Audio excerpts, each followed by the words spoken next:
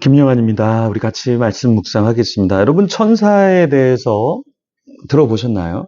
성경에서 천사에 대해서 그렇게 많이 구체적으로 언급하고 있지는 않습니다. 그런데 천사에 대해서 묘사한 부분이 그렇다고 해서 없지는 않죠. 네, 우선 우리에게는 보이는 천사들이 있는 것 같아요. 천사는 보이지 않지만 보이는 천사? 그게 무슨 말이냐면 우리 곁에는 정말 천사 같은 사람들이 있어요. 우리를 누구보다 더 걱정해주고 기도해주고 염려해주는 사람들, 이 사람들이 천사들이 아닐까요? 저도 천사들을 굉장히 많이 만납니다. 제가 생각하는 것보다 저를 더 많이 생각하고 기도해 주시는 분이 있어요. 진짜 매일매일 목사님을 위해서 기도합니다. 이런 분들이 있습니다. 여러분은 그렇게 많이 기도 안 해주실 수 있지만 기도해 주는 분들이 있어요. 여러분도 해주신다고요? 네, 감사합니다. 그런 천사들을 만난다는 건 정말 큰 복이죠. 근데 오늘 본문에는 천사에 대한 이야기를 하는데요. 특별히 구약에도 천사에 대한 이야기를 합니다. 이사야 6장 2절에 보면 이런 말씀이 있어요. 스랍들이 모시고 섰는데 각기 6날개가 있어 그 둘로는 자기의 얼굴을 가리었고 그 둘로는 자기의 발을 가리었고 그 둘로는 날며. 자, 여기 천사의 특징이 무엇인지 좀 살펴보면 10가지로 이야기할 수 있을 것 같아요. 천사들의 특징은 첫 번째, 천사도 하나님의 피조물이라는 거예요. 두 번째는 하나님을 섬기며 때로는 이 땅에 내려와 사람을 돕는 존재가 바로 천사죠. 세 번째는 하나님의 심판을 수행하는 대리인 역할을 합니다. 네 번째는 예수님 탄생, 광야, 시험, 겟세마네 기도, 부활, 승천 때 천사들이 함께 해서 섬기게 되죠. 다섯 번째, 하나님의 창조, 하나님의 창조와 구원 행위의 증인이에요. 여섯 번째, 타락한 천사들의 우두머리, 사탄도 사실은 천사이고요. 일곱 번째, 미가엘, 누가 하나님과 같은가라는 그 의미를 담고 있는 그 이름을 가진 미가엘 천사장이 있죠. 여덟 번째, 가브리엘은 하나님의 사람, 영웅, 힘이라는 뜻을 갖고 있는데요. 이 천사는 하나님의 메시지를 전달하는 천사죠. 아홉 번째, 라파엘이라는 천사가 있는데요. 하나님께서 고쳐주셨다라는 뜻으로 전통적으로 치유의 천사로 비춰지고 있습니다. 열 번째, 그리스도의 재림 때 천사의 음성이 들리는데요. 이것은 무엇입니까? 그 천사가 하나님의 어떠한 메시지를 전달하는 그런 존재로 묘사가 되는 것이죠. 자, 그러면 오늘 히브리서에는 왜 천사에 대해서 이야기를 할까? 같이 한번 본문 속으로 들어가 보겠습니다. 9절에서 10절 말씀입니다. 주께서 의를 사랑하시고 불법을 미워하셨으니 그러므로 하나님 곧 주의 하나님이 즐거움의 기름을 주께 부어 주를 동류들보다 뛰어나게 하셨도다 하였고, 또 주여 태초에 주께서 땅에 기초를 두셨으며 하늘도 주의 손으로 지으심 바라. 여기 하나님은 어떤 분으로 자신을 말씀하고 계십니까? 의를 사랑하고 불법을 미워하는 존재다. 그리고 하나님은 예수 그리스도를 어떻게 하셨다고요? 즐거움의 기름을 부어 주를 동류들보다 뛰어나게 하셨다. 여기 동류들은 무엇이냐면 크게 두 가지로 볼 수 있는데요. 첫 번째는 형제들, 성도들로 볼 수 있다. 이렇게 봅니다. 두 번째는 뭐냐면 천사들이라고 신학자들이 보고 있어요. 그러니까 전후 문맥으로 보면 지금 천사에 대한 이야기를 계속 하고 있는데요.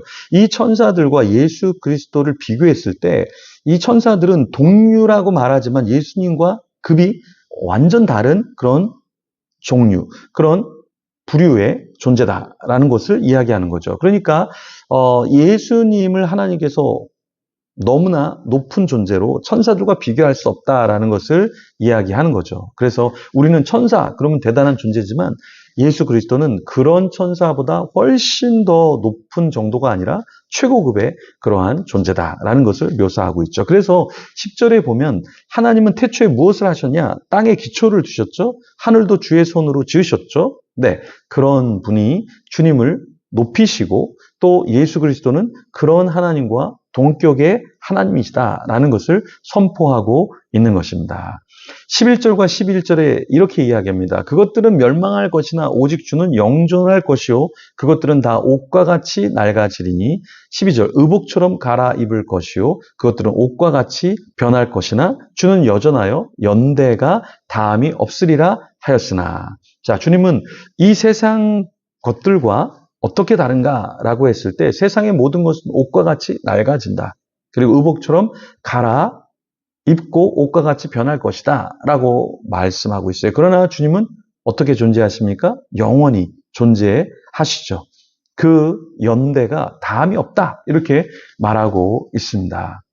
우리가 옷을 좋아할 수 있어요. 그래서 우리가 옷을 즐겨 사는 분이 있을 겁니다. 잘못된 게 아니죠. 그런데 여기서 무엇을 말하고 있습니까? 우리는 이런 옷과 같은 존재로 나이가 없어진다라는 거죠. 그런데 천사들도 주님 앞에서는 이런 존재일 수밖에 없고, 주님은 어떤 분이신가? 변하지 않으시고 영존하신 분이다. 이것을 말씀하고 있죠. 제가 어렸을 때 신앙이 별로 없었을 때 집에서 한 초등학교 5학년, 6학년 정도 됐을까요? 집에서 이렇게 생각하는데 내가 죽으면 어디로 가지? 생각하는 나는 어디 있을까? 내가 없다라는 것은 어떤 거지? 블랙홀 속에 빨려 들어가는 그런 느낌? 생각하고 또 생각하고 또 생각하고 또 생각해도 나란 존재가 이 땅에서만 살고 없어진다면 나는 어디에 떠돌고 있는 존재일까? 이게 너무 힘든 거예요. 너무 힘든 거예요. 그런데 예수님을 인격적으로 만나고 그래, 나는 여기서만 사는 것이 아니라 영적인 존재. 왜냐하면 귀신도 영적인 존재로 계속 살잖아요. 귀신이 있다는 건 세상 사람들도 인정하잖아요. 그럼 천사가 없겠습니까? 천사도 영원히 살잖아요. 주님도 영원히 살고, 그런 주님이 나를 구원해 주시고 나를 영원히 살게 해주시는 그것 때문에 너무나 감사한 것이죠. 오늘 히브리서 기자는 뭐라고 얘기합니까? 천사 중에 더 위대하신 분이 계신데 그분은 누구신가? 그분은 우리를 도우시는 분이고 그분이 우리를 지키시는 분이다. 근데 사실은 천사 중 그 표현보다는 천사와 비교할 수 없는 분이 주님이시다라는 것이죠. 그 분을 우리가 고백하며 사는 것, 그게 진짜 신앙인일 겁니다. 교회 초신자분하고 이렇게 이야기하면 이런 말씀을 하세요. 주일이 기다려진다. 예배가 기다려진다. 예배 가운데 은혜를 받는다? 이건 정말 대단한 일인데요. 그 은혜를 사모하면서 나가는데요. 왜 은혜를 사모할까요? 주님을 만났다라는 것이죠. 이 세상에 어떤 사람보다, 천사보다 더 높으시고 대단하신 분을 만나서 교제하고 예배할 수 있다는 이 특권. 우리는 어느덧 신앙생활하면 이런 특권을 잃어버려요. 잊어버려요.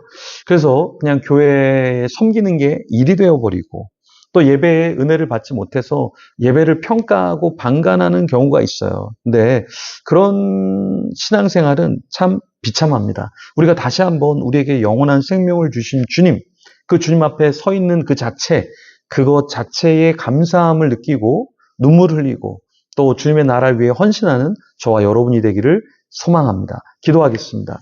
주님 감사합니다. 우리는 천사보다 못한 존재입니다. 하지만 그런 우리를 찾아와 주셔서 천사보다 더 높게 하시고 영원히 살게 하시고 주님 앞에 살게 해 주시니 너무나 감사합니다. 우리가 죽은 뒤에 주님의 보좌 앞에 서게 하여 주시고 영원한 생명을 허락해 주실 것에 감사함을 드립니다. 주님, 이 땅에서 우리가 유명하고 어떤 부와 어떤 편안함을 자랑하는 자가 아니라 주님, 이 땅에서 우리를 만나주시고 이끌어주시고 영원한 생명을 주신 그 주님을 고백하게 하여 주시고 그 주님을 찬양하게 하여 주시옵소서. 날마다 우리에게 생명을 주시고 영원한 생명을 허락하여 주신 그 주님을 망각하지 않게 하여 주시옵소서. 때로 주님, 우리를 비참하게 하십니다. 눈물 흘리게 하십니다. 아프게 하십니다.